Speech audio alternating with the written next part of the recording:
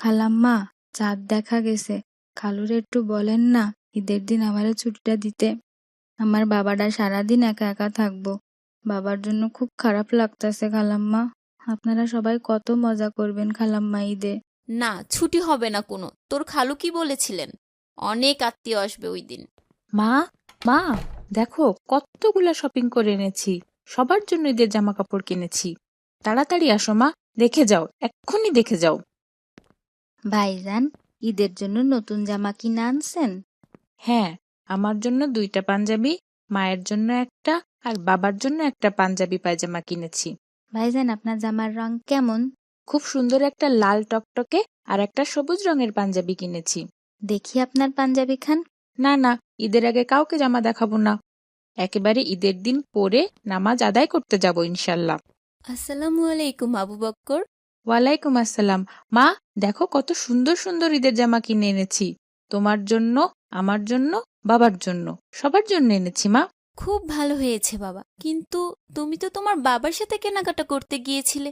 তোমার বাবা কই? মা, বাবা কেনাকাটা করে অফিসে চলে গেছেন। ওনার অফিস থেকে ফোন করেছিল। আচ্ছা, খুব ভালো হয়েছে। দেখো মা, কি সুন্দর সুন্দর জামা এনেছি। এই বছর ঈদে অনেক মজা হবে ইনশাল্লাহ। আচ্ছা, পরে দেখবো, সব হাতের কাজগুলো শেষ হোক।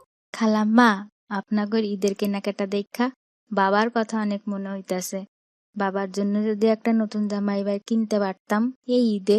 কতদিন হইয়া গেল বাবার একটা নতুন জামা কিনে দিতে পারি না।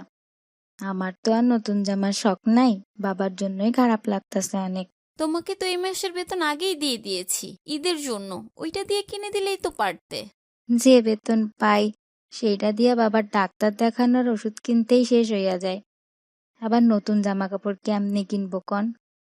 আপনি তো জানেন আমার বাবা পঙ্গু হইয়া আছেন, কোনো কাজ করতে পারেন না। আমার টাকা দিয়াই সংসার চলে। বুঝেছি। এবার চুলার কাছে যা, রান্না বসিয়ে আসছি। পুড়ে যাবে কিন্তু। জি খালাম্মা, যাচ্ছি।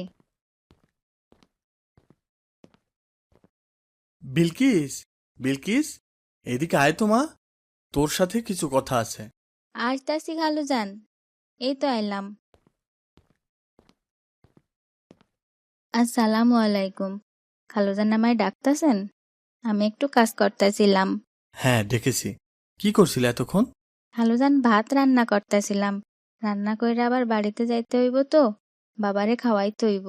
বাবা তো হাত দিয়া খাইতে পারেন না। আমি খাওয়াইয়া না দিলে না খাইয়া থাকবেন।